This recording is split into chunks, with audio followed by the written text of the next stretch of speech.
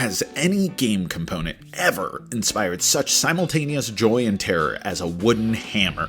Hammer Time is the new release by Haba that, like Snail Sprint and Dragon's Breath before it, seeks to use every part of the cardboard buffalo, after carefully, and I should note, mostly permanently adhering the thin neoprene layer to the back of the box. You and your fellow gnomish players are going to take turns mining for gems by knocking the titular hammer against said box until any amount of gems fall. Gems of colors that correspond to fulfilling your wagon are placed on your card, while the remaining gems are placed back on the box for the next player's turn. Easy, right?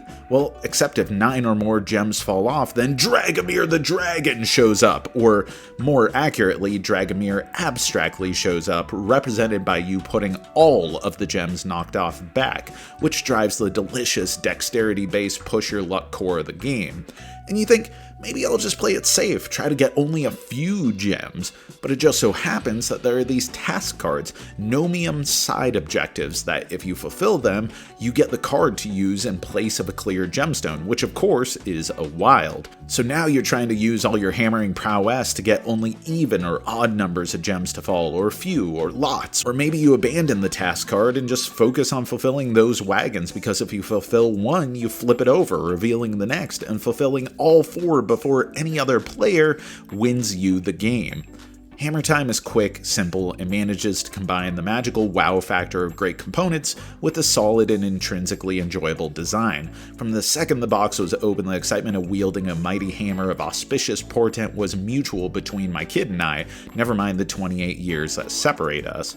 And playing is fun, and funny, and surprisingly tricky. Most of the time, he and I are about evenly matched when it comes to Haba's dexterity lineup, but a little finesse and years of experience under the harsh rule of physics gives one a leg up in assessing just where to tap and how hard to tap it. But even the best laid plans can go awry, and my kiddo's skills rapidly developed with familiarity. That said, this is a game where inevitably, no matter who you are, at some point things will go soup sandwich and some of the luxurious dragon gems are going to go flying. After all, you and presumably your kids are smacking a box with a wooden hammer. Honestly, it didn't happen as often as I expected, as the rules of the game cleverly encourage a gentle touch, but still be prepared for the hunt. And then, much to the joy of kids, or even adults playing after the kids' bedtime, the dice-based master variant has players handicapping themselves in one of 6 ways, from hammering with eyes closed to switching to a non-dominant hand. Just remember, as levity goes up, so too does the risk of gems running amok.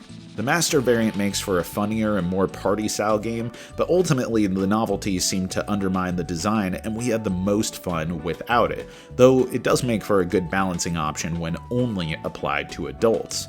While it doesn't reach quite the same nail-biting intensity of the Valley of the Vikings, or the incredible elegance of Dragon's Breath, Haba has another hit on its hands. It's quirky, visceral, easy to learn, and I especially love how intuitive it is for a kid to assess risks and rewards between the gems needed for their cart, scoring the bonus task, and avoiding the dragon, bringing a surprising amount of tension to every oh-so-careful but thoroughly enjoyable smack against the box.